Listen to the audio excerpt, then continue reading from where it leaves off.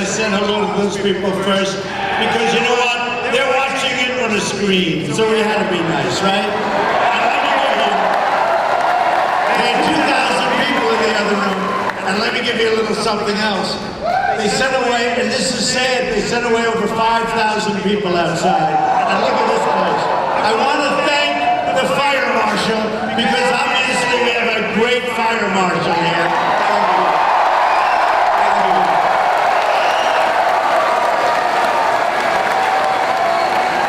And I have to say, and I think it's going to happen based on this, you know, Hillary, crooked Hillary, she was here. She's as crooked as a $3 bill. Okay, so crooked Hillary, she was here on Friday. She had 800 people. We have, if you add it all up, about 12,000, 13,000.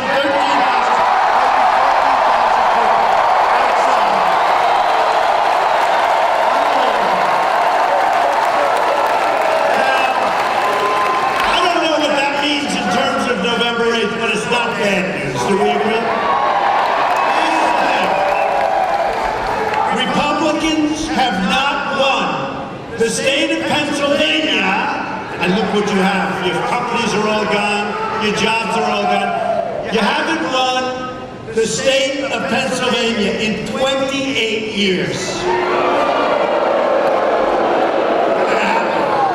My guys are so sure of it, it's going to happen. There wasn't enthusiasm like this ever, maybe ever. Maybe in 60 years, there wasn't enthusiasm.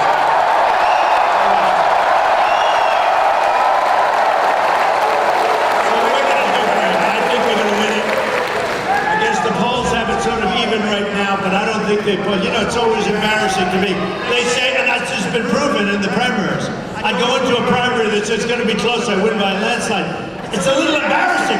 People don't want to say they're going to vote for me, but then they get in the booth, they say, is anybody looking? Is anybody? Well, I'm taking Trump.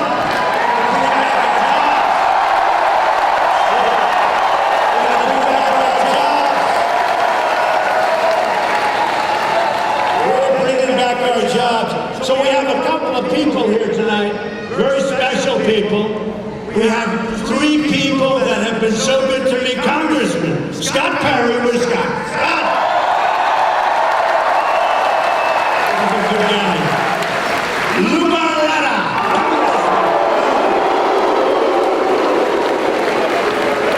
And Tom Marino.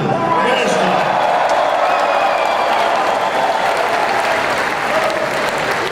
These are great people. And they've been here right from the beginning. They want to win. They're tired of seeing what they're seeing. And we're going to win. Now, we have a woman. Beautiful woman, a wonderful woman. Lisa Gardner. Where's Lisa? Where's Lisa? Get Lisa up here. Where is she? She lost her job. She had a great job. She lost her job. She's been looking around. Her company or division moved to Mexico. Not going to happen anymore, folks. Not going to happen. So, Lisa, wherever you are in this monster room, we all love you, right? Lisa. And, there she is. We're going to take good care of you, Lisa. So, it's been amazing. Nobody's seen anything like this. You know, they call it a movement. It is. Again, I love you, too. It's a guy.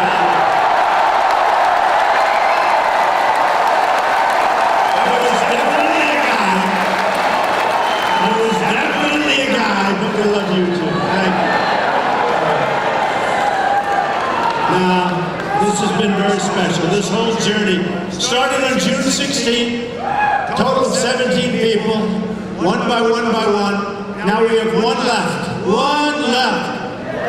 One person left. We have crooked Hillary Clinton left.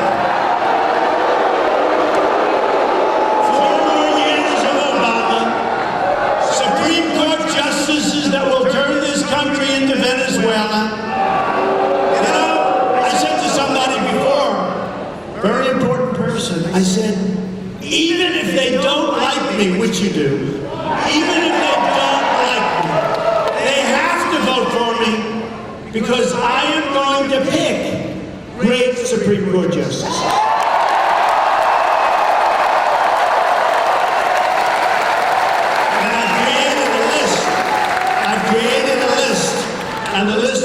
terrific of 11 people, probably going to add 4 more.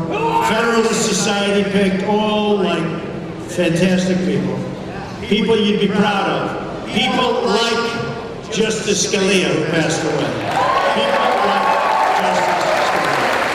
So we're going to do something that's going to be really fantastic. Now, the biggest problem we have is the media, because no matter what happens, that's all right, go on home. That's all right, go on home.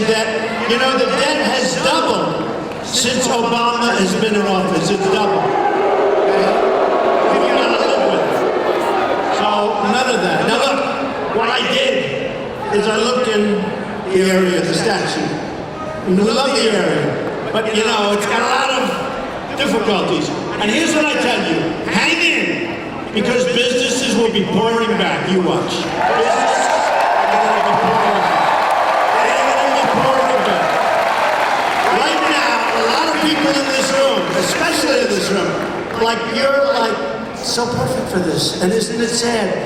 The people in this room, many of them, are making less money than they made 18 years ago in real wages.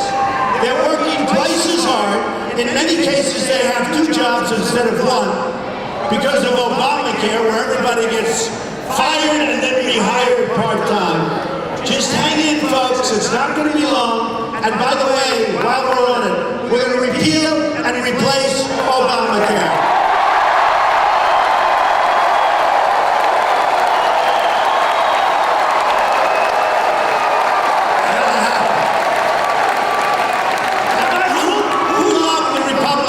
Convention. And we did such a great job, everybody. The RNC, Reince Priebus, the whole group, they did a great job. We had a far better looking stage and set, not even a contest. And we had American flags. You know,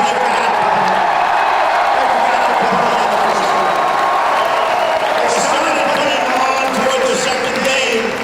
And then the 4th day, they had so many, and they wanted to do a little overkill because they felt a little embarrassed, but they forgot for 2 days to put up the American flag, minor details, right? But we did well. Oh, by the way, and did you see the Nielsen ratings came out? So my final speech against Hillary's final speech, not even a contest, won by 4 or 5 million people.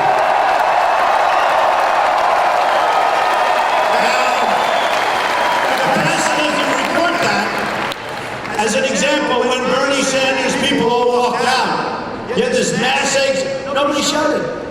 And then when they showed Bernie very angry, they're talking about Bernie, because he made a bad deal. He should have not made a deal. He would have gone down and done something really important. Once he made that deal, and believe me, he has buyer's remorse. You know, this guy has buyer's remorse. He looked at that and he was so angry when they were talking about him, and his people are angry at him, and they should be. If he would have just not done anything, just go home, go to sleep, relax, he would have been a hero. But he made a deal with the devil. She's the devil. He made a deal with her.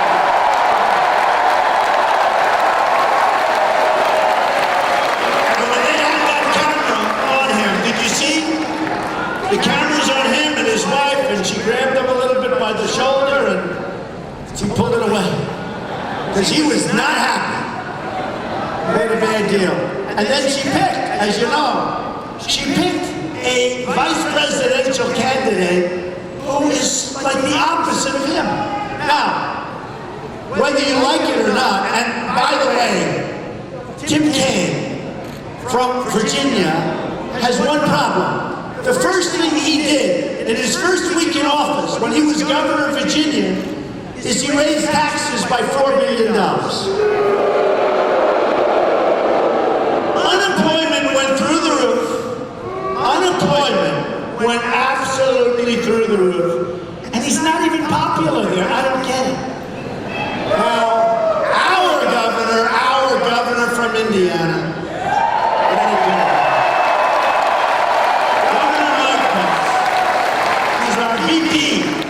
But Governor Pence, on the other hand, what he did was incredible. Indiana has AAA bond rating. They've just put away the biggest reserves they've ever had. The businesses, they're keeping them. I mean, Indiana has done amazingly well under Mike Pence, and they lower taxes. But think of it, AAA bond rating, very few states have that. So we have the right guy in Mike Pence, okay?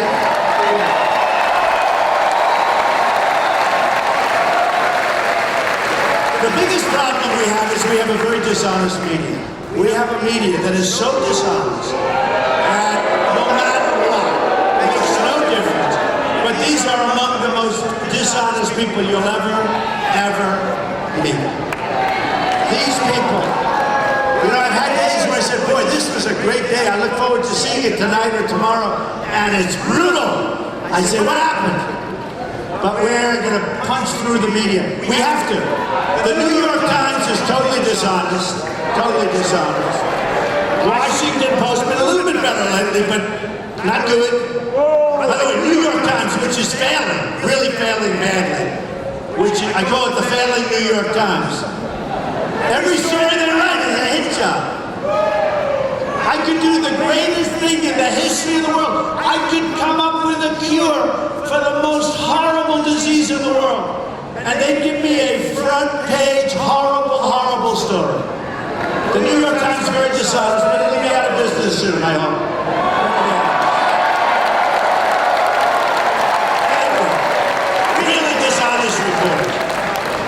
Not all of them, but most of them. And CNN, boy, the CNN, it's like all Trump all the time. All Trump all the time. You walk out of an interview, you say, that was a good interview, and then you get killed for the rest of the weekend. I tell you, they are so biased toward crooked Hillary. You know, they call it CNN, Clinton News Network.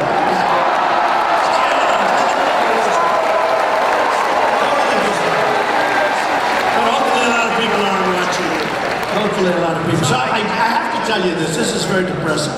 But we have to go over this because Harrisburg area, not doing too good.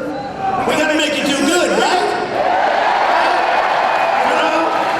Mechanicsburg, what do you like better, Mechanicsburg or Harrisburg? Mechanicsburg. It doesn't matter until you get your jobs back. But the whole big Harrisburg area coming in was just, we're gonna get it back. Look, destruction of manufacturing in Pennsylvania was caused by Hillary Clinton's policies. Which are the policies? Remember this. Her husband signed NAFTA, which was the single worst trade deal ever in the history of this country, really in the history of the world. Okay? The Harrisburg region has lost 1 in 3 manufacturing jobs since Bill Clinton signed NAFTA. 1 in 3 jobs. Great job, Bill. Great job. Did you see the other day? I've been saying we're going to renegotiate NAFTA, and if we can't make a great deal so jobs start coming back in this direction, we're going to go out and we're going to terminate NAFTA, we're going to get out of the deal, and we're going to go back to where we started.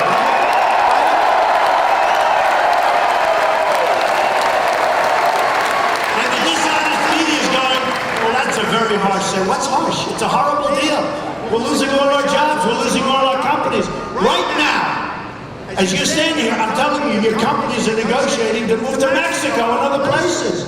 It's ridiculous. So I said this, I made this statement very strongly, and I said, you know what, I'll tell you what, somebody's going to come up with and say, so 2 days ago, Hillary Clinton said, we are going, reading a teleprompter, always reading it. She can go to a group like this. Wouldn't it be terrible if this was one of those teleprompter speeches?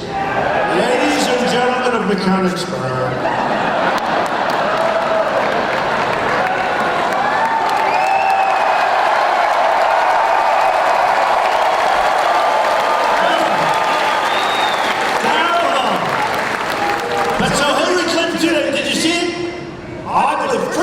when I said I'm going to renegotiate NAFTA, I also said, NATO, we're going to have the people that aren't paying, they're going to start paying. These guys, they say, Donald Trump knows nothing about foreign policy because he suggested that NATO this and that. No, I want NATO to pay. We got 28 nations in NATO. Many of them are not paying what they're supposed to be paying. In our businesses, we call it, they are delinquent. Now, in all fairness, seriously. So then I paid, so the press is, some of the pundits, the guys, believe me, we're much smarter than them. IQ-wise, not even a contest. They sit back, I'll match my IQ. I want to match my IQ with some of those guys, with all of them. But the pundits, they're saying, Donald Trump wants to end NATO. They don't talk about the fact, no. Now, NATO is obsolete. When I said 6 months ago, talking to Wolf Blitzer, I said, he asked me about NATO. Now, in all fairness, I've been in business, okay? But I understand, like we have instincts, right? People have instincts. I said, here's the story of NATO. Number one, it's obsolete because it doesn't cover terrorism properly, right? It doesn't cover it. It was meant for the Soviet Union, which doesn't exist, but Russia exists, so that's fine. But NATO, it's obsolete. And everyone laughed. And then I said, and number two, the people aren't paying their way. I just assumed that, to be honest with you. Because nobody pays when the United States is owed money, nobody. It turned out I was right. And I got absolutely killed. When I said obsolete, for 3 or 4 days, Donald Trump doesn't know about NATO. And then when I said they have to pay, Donald Trump wants to break up NATO. I don't want to break them up. Actually, I want to help them, have them help us with ISIS, because we got to get rid of ISIS fast.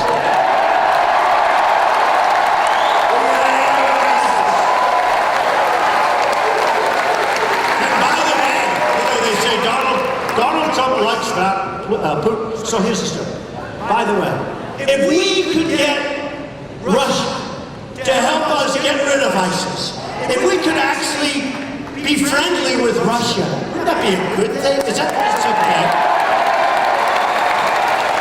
They say Putin likes Trump. I don't know Putin, by the way. But they say Putin likes Trump. And he said nice things about me. He called me a genius. He said we're going to win. That's good. That's not bad, that's good. Some of my opponents said, we want you to disavow that statement. Why would I disavow, okay? Why? But if we could get along with Russia, wouldn't that be a good thing instead of a bad thing? Hillary Clinton says, how dare he like Putin, how dare he? What are we doing, folks? What are we doing? If we could get along with Russia and other countries, if we could use these relationships to knock the hell out of ISIS, which is very, very costly in terms of our men and women, and in terms of money, okay? And if we can use NATO also, and if we can use, very importantly, surrounding states, surrounding countries, we gotta knock down. These people chop off heads, they drown people in steel cages. You're Christian, they chop off your head. Folks, and then they say waterboarding. What do you think of waterboarding? I think waterboarding's fine. They say,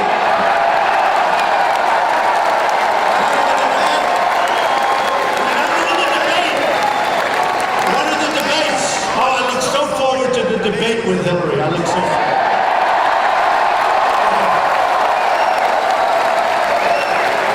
So they said, the polls, they do like 7 polls after the debate. So I was in 11 debates.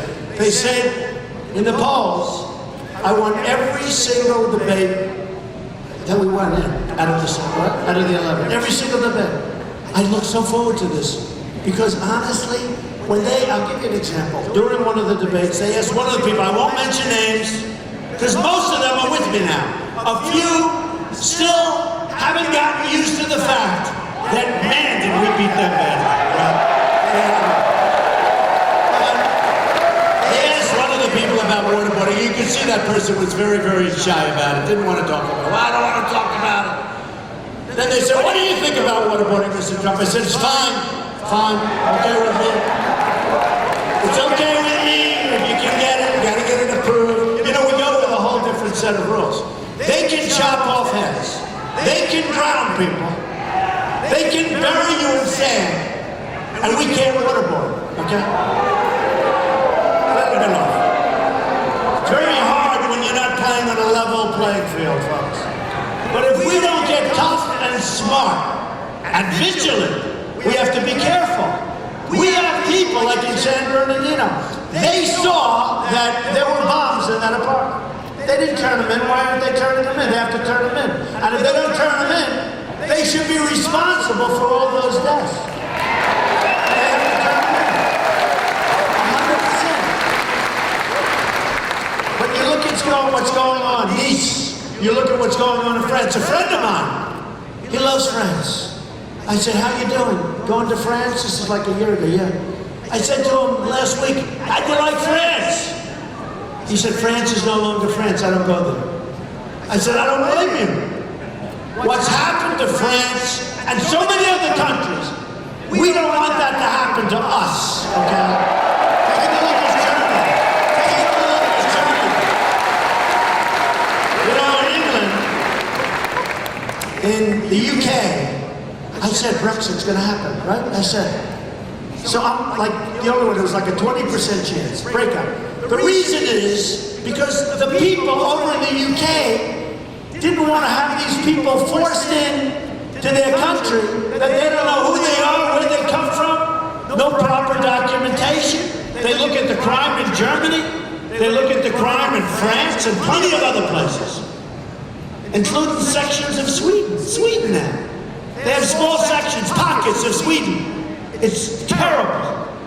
And here we are taking in thousands and thousands and thousands of people. And Hillary Clinton wants to increase the number by 550%.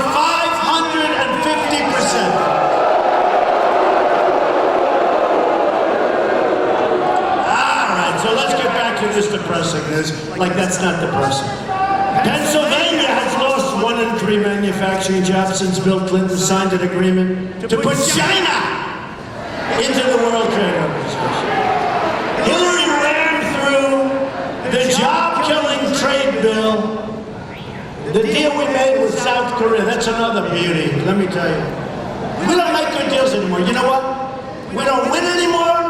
We don't make good deals anymore. That's going to end. It's going to end very, very soon.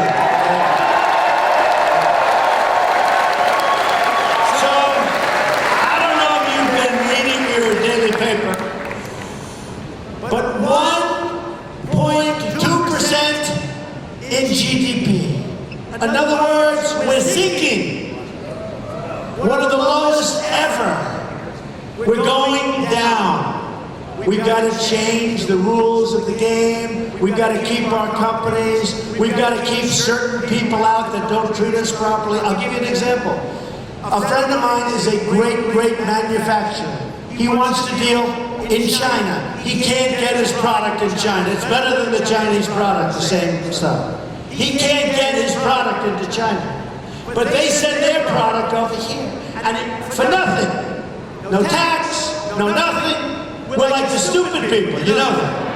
They send their product in here.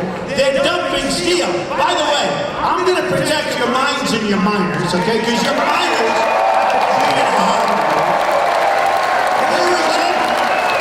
Remember, so go back 6 months when she made her famous statement that she's going to close the mines and she's going to take care of it in a very negative way. Those miners aren't going to have jobs anymore, right? But she's going to do a number on the miners and the mines. And then all of a sudden, a few months later, we're in West Virginia. Oh, I love West Virginia. When I am in West Virginia, anybody from West Virginia, I love West Virginia. I got like a 38-point lead in West Virginia. I'm still going there at least once. I love it. We had so many people. Then you remember Hillary coming in, sitting around a table with that great miner who was having a really hard time. And she's trying to convince him, well, maybe I'll change my mind. You can't do that, it doesn't work. She can't change her mind. She wants to put the miners out of business, the mines out of business. She wants to put natural gas out of business. She wants to put, it's going to be a disaster. First of all, the alternative is so expensive. It's so expensive. And honestly, it's not working so good. I know a lot about solar, I love solar, but the payback is what, 18 years? Oh great, let me do it 18 years. The wind kills all your birds killed. You know, the environmentalists never talk about that. And I wouldn't exactly say it makes your farmlands look beautiful. You got all these windmills all over the place going, driving you loco when you look at it, right? The worst farms are the ones where each windmill is made by a different company. So you'll have like 50 of them. And you have all these different companies. You have different colors, different shapes, different sizes. Looks like a junkyard. And then they say, well, isn't this wonderful wind? And you know what? Everything has its place. Solar absolutely has its place. I think solar's going to be good as time goes by. But right now, they have not perfected it. And you know, when you have clean coal, when you have natural gas, you're talking about a fraction of the cost. A fraction of the cost. But they're putting your businesses out of business. They're putting your jobs on the market. I went to some when I was in West Virginia. We had an amazing crowd like this. We had this massive arena, probably twice the size of this, maybe more. Beautiful, like an ice hockey arena. And the place was packed. We had 12,000 people outside that couldn't get in. So we put big speakers outside. And I got to know those people really well. I went there 3 or 4 times, and I talked to some of the miners. I said, did you ever think of maybe moving and going into a different business? And one of the miners called me over, he said, Mr. Trump, I gotta tell you, we love to mine. That's what we do, we mine. Our fathers mined, our grandfathers mined. We love to do that, that's what we wanna do, we wanna mine. And they wanna put us out of business. I have friends that own the mines. I mean, they can't live, they can't eat. The restrictions environmentally are so unbelievable, where inspectors come 2 and 3 times a day. And they can't afford it any longer. And they're closing all the mines. And the miners are being put out of work. It's not going to happen anymore, folks. We're going to use our heads. And you know who uses the coal? China uses the coal. China. Good old China. They're always there for you. Because they like to produce those products as inexpensively as possible. And they don't clean it like we do. They use it. They don't clean it. So they can use it, we can't. We make these environmental deals where we have to adhere immediately, and China doesn't kick in for 25 years. Great negotiating, fellas. Great negotiating. So here's another one. So the U.S. trade deficit with TPP, by the way, Trans-Pacific Partnership is a disaster for Pennsylvania. It will be, I think, as bad or worse as NAFTA. And it's a disaster. So Hillary Clinton a year ago called it the gold standard of agreements. Such a gold standard. China is waiting for the back door. They're not in it. But they're waiting to come in. They're watching. It's 5,000 pages long. And like Obamacare, remember with Obamacare it was like 2,500 pages, nobody read it. Then you had the guy from Harvard or Yale that said it was a scam. Remember, we forgot about that guy. What was his name? We forgot about that guy. He said it was a totally scam. Who was he? Right, that's right, Jonathan. Good old Jonathan. Where he went around bragging to a class of people that he thought was going to be quiet. It's a scam. It's a total scam. And people forgot that. But we'll remind them during the election process, right? 2 weeks, everybody. 2 weeks. But TPP is 5,000 pages. I guarantee you there's not one person in Congress, except for these 3 congressmen, I'm sure they read it. Did you read it? They read every word. They better have read it. But other than these 3 guys who really are big guys, nobody read it. Now, the other countries, every word, every comma, every paragraph, every sentence, they fight, they negotiate. With us, we have nobody that reads it. Nobody even read it. Besides that, I don't want to make a deal with many countries. You have to see what this looks like on a pie chart. It's all over the place. Line here, to the United States, to here, to there, to... I want one-on-one deals, folks. Boom. Boom. Boom.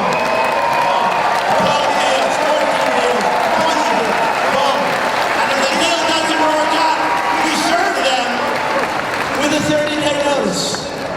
Please be advised that you have not treated us well, and you've cheated us, and you've devalued your currency, and all sorts of other things.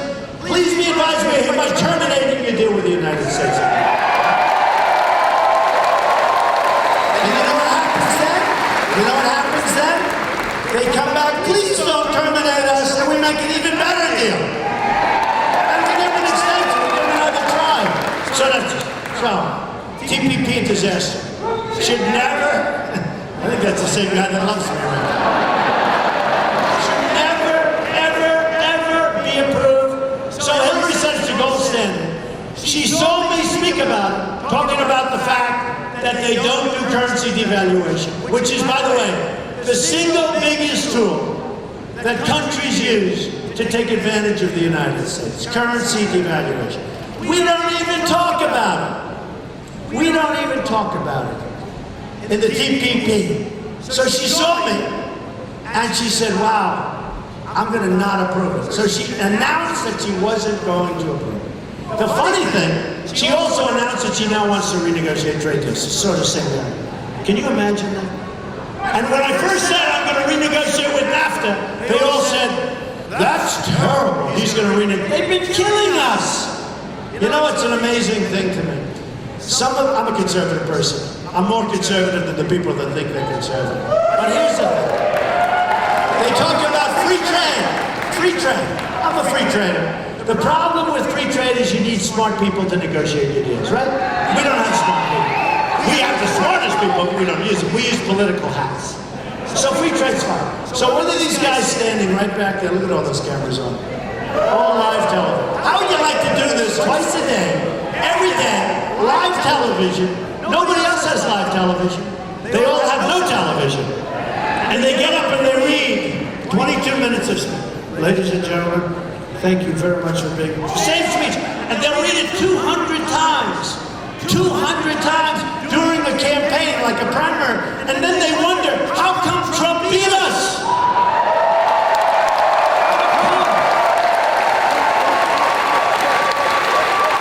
But here's what's going to happen.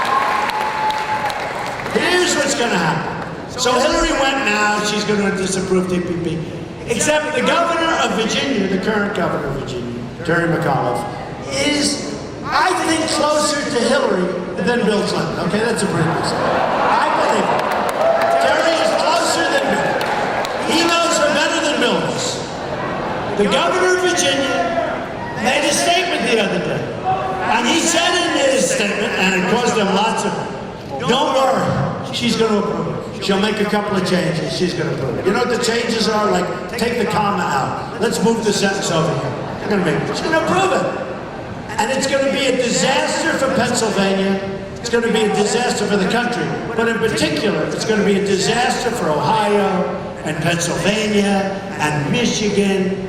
It's going to take the rest of your businesses out. Some of these states have lost 50% of their manufacturing. You're going to lose the other 50%. And by the way, and I said it before, right now, as we stand here and sit, look at this. These people, they could sit, they don't even want to sit.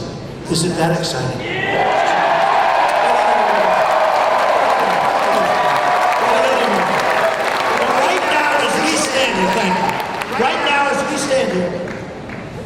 Mexico and your companies are negotiating to leave Pennsylvania. They're going to be leaving you like flies. Not with me. Not with me. So I've watched over a period of 10 years, not just with Obama. I've watched previous to Obama.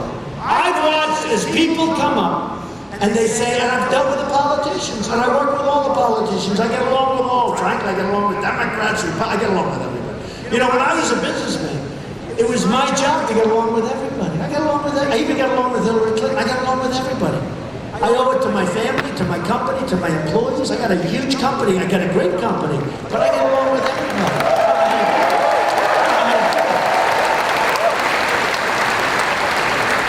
But just remember, when it comes time to make these deals, and by the time you go home, let's say 25 times there'll be another company left. Because I have a list of companies that have left the state of Pennsylvania that I'm not going to read because it's horrible. Because I don't have enough time to read it, there's so many of them. But they've left Pennsylvania mostly for Mexico. I have a friend, he builds plants, big plants. I think the biggest in the world. What? Hershey, I don't know what the hell. Do you have a Hershey? I like Hershey too. They closed little divisions, right? They closed divisions. Hershey closed. In fact, I know somebody that knows that for a fact. Hershey closed some divisions. But what happens, this man builds plants, big plants. He's one of the biggest in the world. And I said, how are you doing? He said, unbelievable.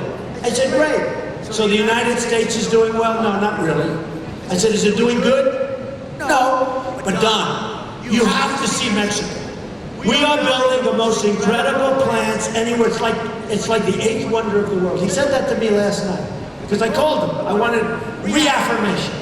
He said, Mexico is building some of the biggest, most incredible plants in the world. He said, it's unbelievable. I said, what about the United States? He said, not good. Our companies are moving to Mexico and other places. And we're allowing it to happen.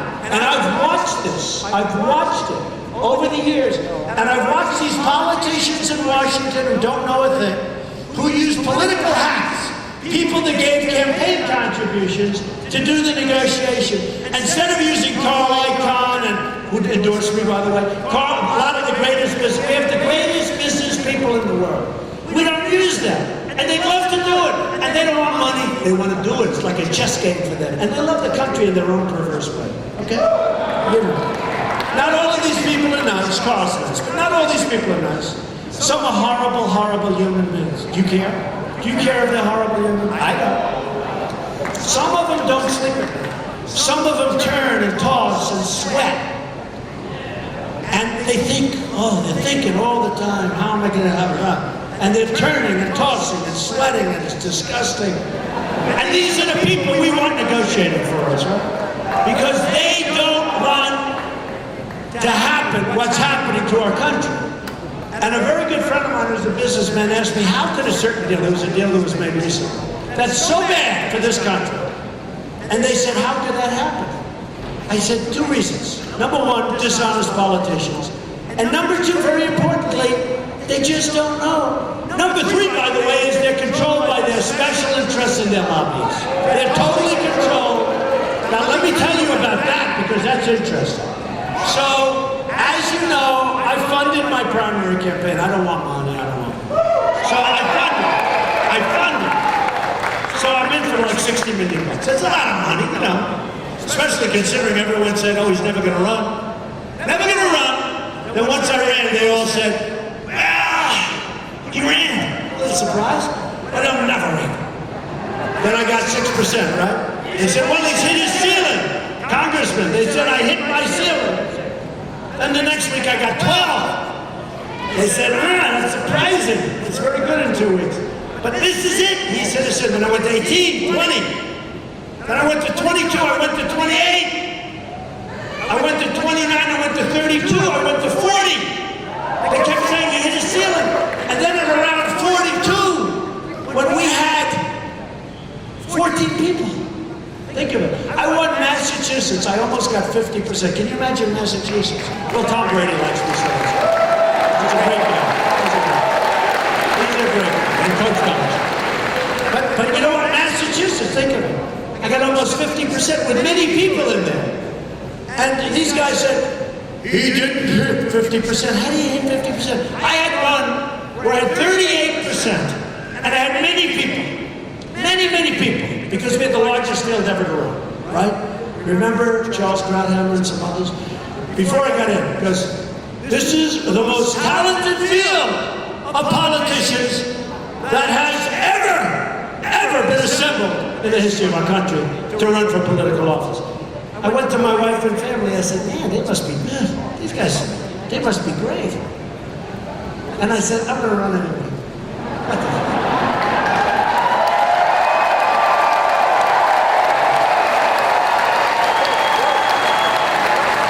One by one. And here we are. And you know, I'll tell you what has happened. So many people have said, this is one of the greatest movements ever in the history of American politics. And don't forget. So we have another room almost this size with almost this many people in, but we have 6,000 people, I was just told, outside that have been forced to leave. This is like peanuts compared. We've had 41,000, 35,000 people. But you know what? It's a movement like they've never seen in this country. And I say it because he's a smart guy, and there are others that have said the same thing. Bill O'Reilly said that Donald Trump and what's happened with politics under Donald Trump is the single greatest political phenomenon I've ever seen.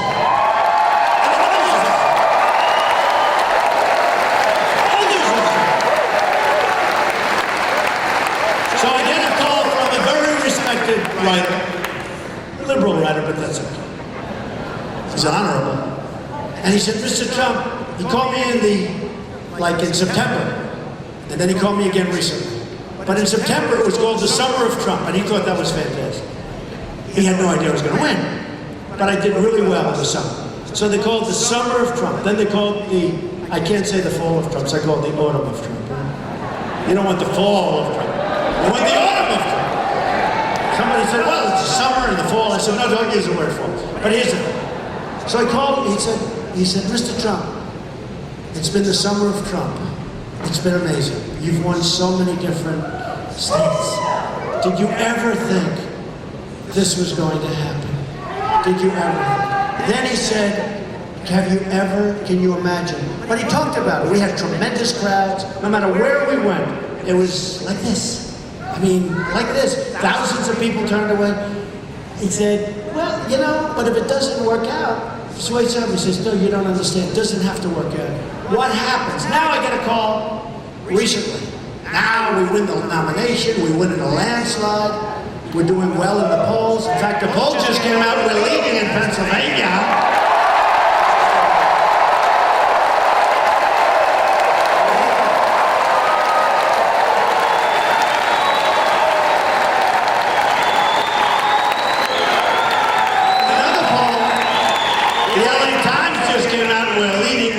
We're doing great. We're leading in Ohio.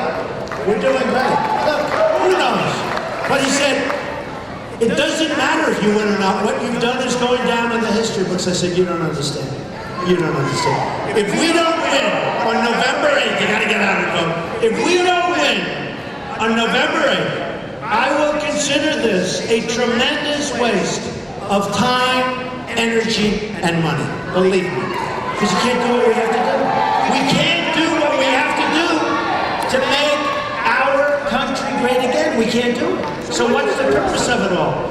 I would have rather lost a year ago. Would have been easier. So here's the story, folks. We have to get out. We have to get out on November 8th. You have to get every friend. You know, probably because I know this country very well. And sadly, like Bernie Sanders, you know, I told him, I said, the election's rigged. With the superdelegates, it was rigged. He never had a chance. He never had a chance. You look at what happened with this person that ran the DNC, right? You look at what happened. Debbie Wasserman Schultz. That's great. She's great. Didn't Hillary, you know, I heard that she got fired so fast, but I heard that Hillary actually hired her for her campaign. You know why? I know why. So she's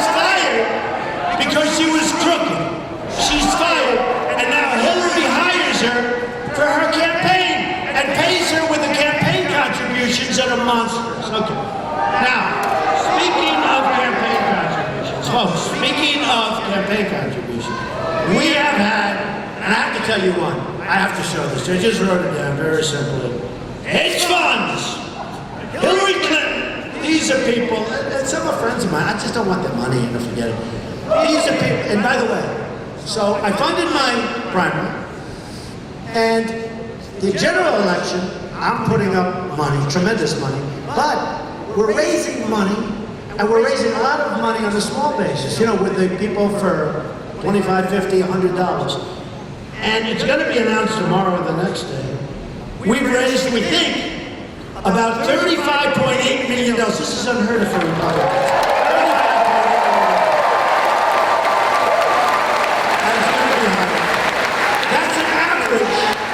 That's an average of $69 a head. Think of it. And we have 517,000 people putting up that money. It's unbelievable. Then I'm putting up a lot of money. Then I'm also raising money. Very importantly, I'm raising money for the Republican Party. So I hope they do a good job, or I wasted a lot of time on that too. But they will. Reince will do a good job. Reince is great. He's going to do a great job. But look at this. Hedge funds. Hedge funds.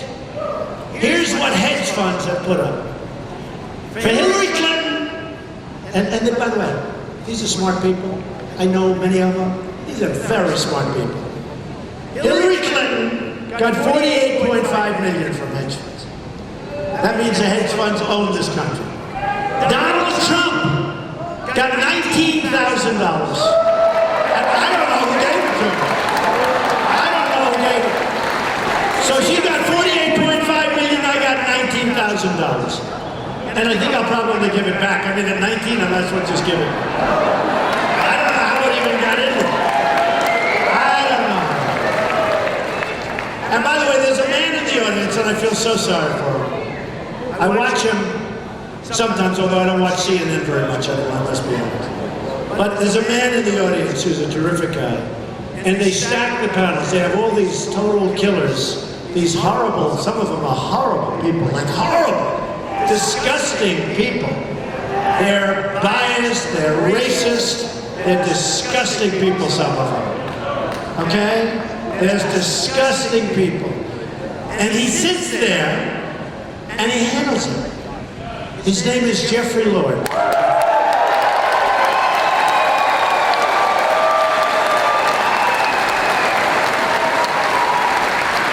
And sometimes they'll have panels.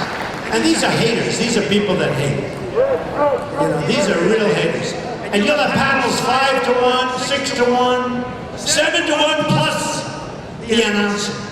7 to 1. I saw Jeffrey one night. It looked like they had like 6 people. Every one of them was a killer, a hater. And I watched, the announcer was also a hater. So it's Jeffrey against the world, right, Jeff? What can I do? But I don't watch anymore because, you know, when things are unfair, I just don't watch. That way you stay young, you stay handsome, right? I don't watch it anymore. I don't watch CNN anymore. It's too unfair. Fox has been treating me very nicely.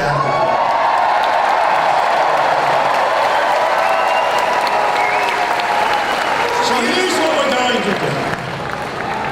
We're going to make sure that our jobs don't leave anymore. And let me give you an example. The great Bobby Knight endorsed me in Indiana. That was the end of Indiana. Bobby was there. And he endorsed me. He said, you got to run. And this is a year before.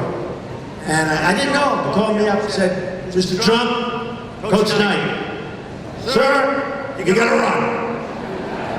I said, run for what? Run for president. This was long before, but it was out that I was thinking about doing it. He's an incredible guy. 900 wins. 3 national championships, last undefeated college team, wins the Olympics, wins the Pan Am Games. I mean, the guy, but think of it, 900 games he won. But he called me and said, you got to run. And when I went to Indiana, I had Coach Knight. Now, Coach Knight in Indiana is as good as you can get, right? And I had Coach Knight, and boy, did we do well in Indiana. Boy, did we do well. But what happens is this. We're losing our companies, and we're not going to lose our companies. Now, when I was in Indiana, they had just had, it was a while before, and I was actually using it and talking about it because it was on tape.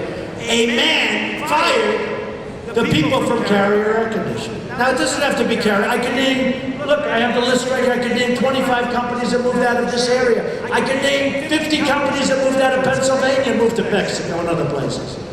But they fired Carrier. And they announced in front of, with the cell phone cameras. They're wonderful, cell phone cameras. They had it on television. If I didn't see it on television, it wouldn't have made the same impact. Because you wouldn't have seen the grief. You wouldn't have seen the heartache of people that have been there for 30 years being told they're fired, that the company is moving to Mexico. So I've watched for years as this country has come up with all sorts of plans, low interest loans, zero interest loans, tax abatements, all sorts of things. These companies don't need that money, but they're not given any incentive. So what happened is I said, here's what we're going to do. We're going to charge that company, or any company, I don't want to use that company only. Thousands of companies have left our country. Now, when they leave, there have to be consequences. So they fire their people. Now, if I'm president, my wife always says, please don't call, please. I'm president. But I love doing it. It's so easy. I would call up or have one of my people from Wall Street or from whoever, who are phenomenal negotiators. All you do is you call up and you tell the head of Carrier, the head of whoever it is well, congratulations, enjoy your new plant in Mexico. But every air conditioning unit that you make that's sold into the United States, there's going to be a 35% tax on it.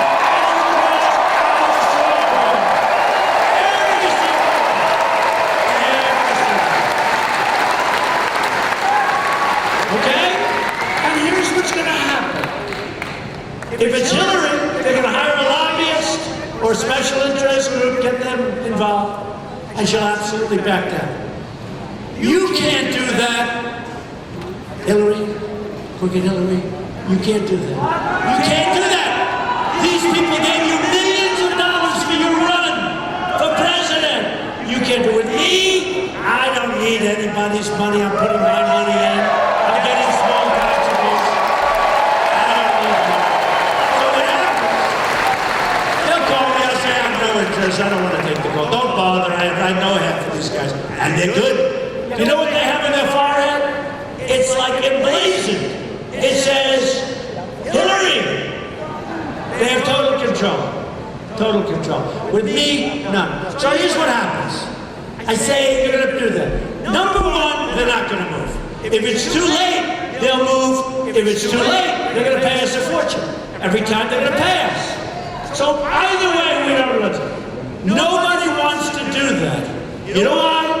Because the companies that are owned by the Wall Street guys don't like that deal. Even though that's the only way you're going to stop people from losing their jobs in the United States. Now, if they want to move from here to another state and you guys all have to compete, that's different. Enjoy yourselves, okay? But they're not moving to Mexico, they're not moving to other countries without consequence. We're going to have consequence, okay? True or consequence. Now they're not doing it. So, I guarantee you that Carrier or any one of the thousands of companies that have moved or are going to move will call up and say, Mr. President, we've decided to stay in Indiana, or we've decided to stay in Pennsylvania, or we've decided to stay somewhere else. By the way, not 90%, not 95, 100%. Because their whole numbers are different. It no longer works. Now, we don't want to do that because stupid people that write down for the conservative digests, they go, that's not free trading. It's really amazing. I've told people I want to renegotiate NAFTA, and they don't like it. I say, wait a minute, you don't understand. I'm going to make a better deal. They don't like it. You almost say, why wouldn't they like it? Okay, we have NAFTA, it's a disaster. Steering businesses, taking our businesses like candy from a baby. And I say, I'm going to renegotiate, make it a better deal. And I'll get articles in the newspaper, Donald Trump wants to toy with that. We're losing a fortune. I want to make good trade deals with other countries, right? Last year, we had $800 billion in trade deficits. $800 billion. You really say, how does our country stay afloat? So I want to take those bad deals and make them good deals. I still like trading, but we may have to walk a couple of times because otherwise you can never do it. So $800 billion, and I say I want to negotiate deals. And you'll have people that write articles. So-called intellectuals, I think, are much smarter than they are, by the way. And by the way, a lot of the people in this room are a lot smarter than that. A lot of them are. They're not smart people. They're not, you know, they wear the little spectacles. It's like a uniform. Little spectacles, everyone thinks they're smart. Look, and they don't like it. So I said, wait a minute, what are you going to do? We're going to keep trading. Everything. But instead of losing money, we'll make a little money, we'll bring jobs back. We think that's interfering with trade. I say, what, are these people crazy? So we're going to renegotiate our trade deals. We're going to bring jobs back to Pennsylvania. We're going to rebuild our military. Our military is the core. We are going to work with NATO. We are going to work with others. And by the way, speaking of NATO, we're going to get the other nations that aren't paying on NATO. You got to pay up, folks. Got to pay up. Did you see the whole thing where Trump doesn't like NATO? I like NATO. I think NATO's great. But they said Donald Trump is against NATO. No, I didn't say that. I said I want the countries that we're protecting to pay up. They owe us for years. They owe us for years. And you know what? They will pay up. And if they don't, I'm sorry, folks. They actually said, supposing one of these countries is invaded. I said, well, you let me know. I mean, how are we getting along with them? But supposing they're invaded. They said, we have a treaty. I said, yeah, we do have a treaty. And they have a treaty too. They're supposed to be paid. I said, we have the highest tax nation just about anywhere in the world. We're paying 72% the cost of NATO to protect them. We're protecting them and we're paying for it. Why aren't they paying? Okay, why aren't they paying? So, folks, don't worry about it. They'll pay. They'll pay. So we protect Japan. A lot of people don't know that. We protect Japan. We protect Germany. We protect Saudi Arabia. We protect so many different countries. We protect South Korea. They've got to pay up. Okay, so here's the story. We are going to make our country great again. We are going to start winning again. We are going to start winning. We don't win it. We're going to win with our military. We're going to beat the hell out of ISIS. By the way, I was against the word Iraq. We shouldn't have had that word. Destabilize the Middle East. I said that was going to happen. I was against, but the way Obama pulled it out was a disaster, okay? It was a disaster. So we're gonna refurbish our depleted military. We're gonna take great care of our vets who are being absolutely destroyed. We're gonna build a great wall at our southern border. We're gonna have a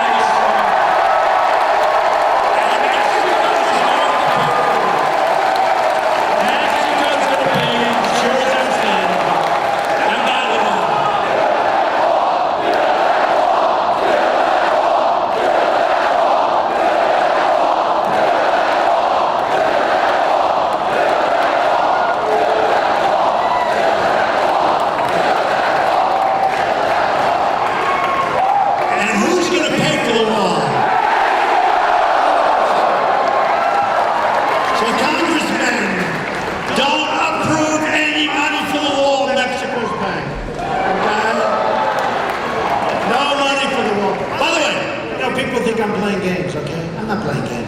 Mexico, our trade deficit is massive, not including the drugs that are pouring across and poisoning our kids, the heroin, all of the drugs.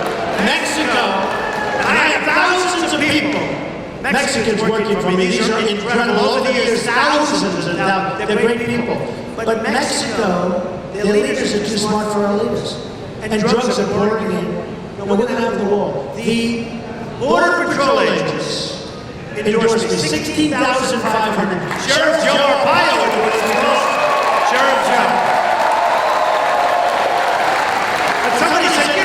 really get Mexico. They used to say, you're not going to build the wall. I said, absolutely. Now they understand that's the easy one, right? China built the Great Wall of China, 13,000 miles, 2,000 years ago. 2,000. This is 1,000 miles we need. It's 2,000 we have a lot of natural borders. So here's what we're going to do. We're going to get Mexico to pay. We have a trade deficit that is so enormous with Mexico. Mexico is making a fortune off the stupidity of our country. So Mexico's going to pay. They'll be very nice about it. Believe me, they're going to be so happy. They're going to be so happy to just have to pay for it. They're going to pay for it. So we're going to have a strong move. We're going to have a great military. We're going to have all of the things I said. We're going to protect our Second Amendment, right? We're going to protect our Second Amendment. We got to get out of it. The NRA endorsed me very early. NRA, great people. They endorsed me very early. We're going to protect our Second. We are going to get rid of Common Core. We're bringing our education. 100%. 100%. We are going to make great, magnificent trade deals. We're going to bring our jobs back to our country. We're going to have strong, powerful deals that bring our jobs back to Pennsylvania and to Ohio and to Michigan and everywhere they've been sold. And here's the story, folks. We're going to start winning again. We're going to win so much. There's going to be a delegation sent to the White House, headed up by our three great congressmen, and Jeffrey Lord is coming along. And they're going to say, Mr. President, the people of Pennsylvania can't take it. You're winning too much. You're making too many great deals, Mr. President. They just can't take it. They don't want to win that much. And I'll say to them, I'm sorry. I'm sorry. We're going to win even more because we